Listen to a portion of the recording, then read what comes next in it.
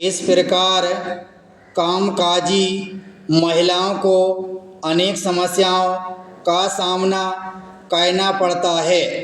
वह घर और कार्यालय की दोहरी चक्की में पिसती हुई अपना जीवन व्यतीत करती है।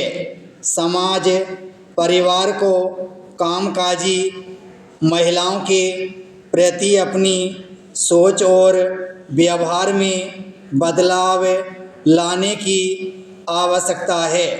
परिवार के सदस्यों को घर के काम को परस्पर बांटकर उसका कुछ बोझ हल्का करना चाहिए। उसको कार्यालय में सुरक्षित रखने के लिए कठोर नियमों का सख्ती से पालन करवाना भी आवश्यक है।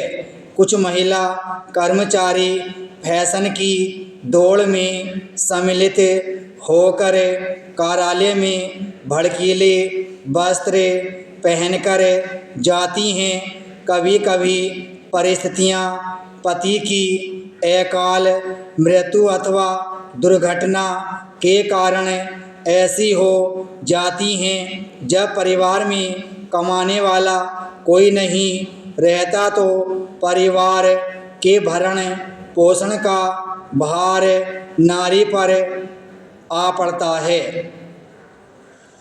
वर्तमान काल में भारत चहुमुखी प्रगति के दौर से गुजर रहा है।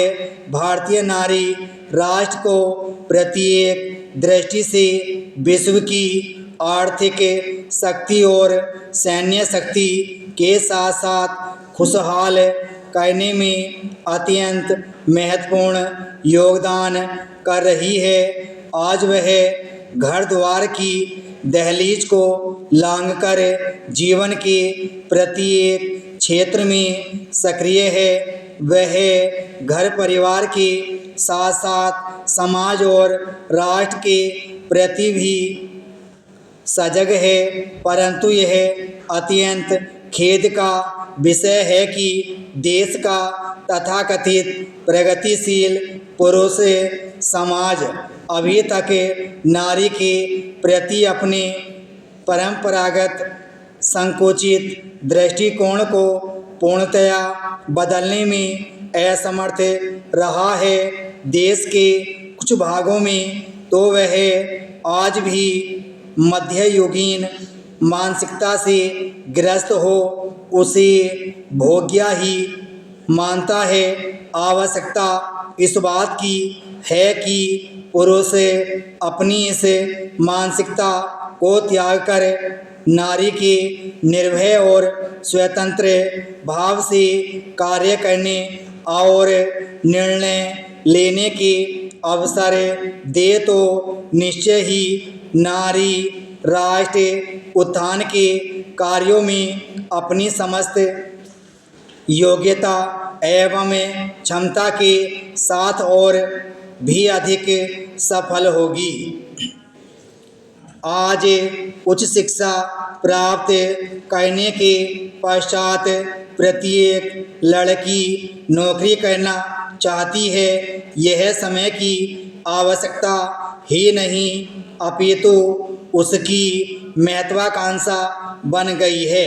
उसके लिए पारिवारिक मान मर्यादा भी ताक पर रखने में संकोच नहीं करती। वह अपने बच्चों की शिक्षा दीक्षा के लिए हजारों लाखों रुपये व्यय करने के लिए तत्पर दिखती है, लेकिन बच्चों की देखभाल के लिए उसके पास समय नहीं है।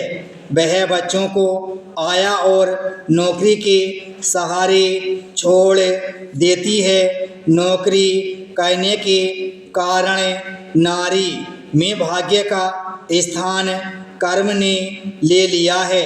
उसमें स्वाभिमान आत्मसम्मान की भावना के साथ साथ व्यवहार कुशलता आ गई है। उसमें नाते रिश्तेदार तथा अन्य लोगों को समझने की क्षमता उत्पन्न हो गई है वह अपने अधिकारों और कर्तव्यों के प्रति अधिक सचेत हो गई है।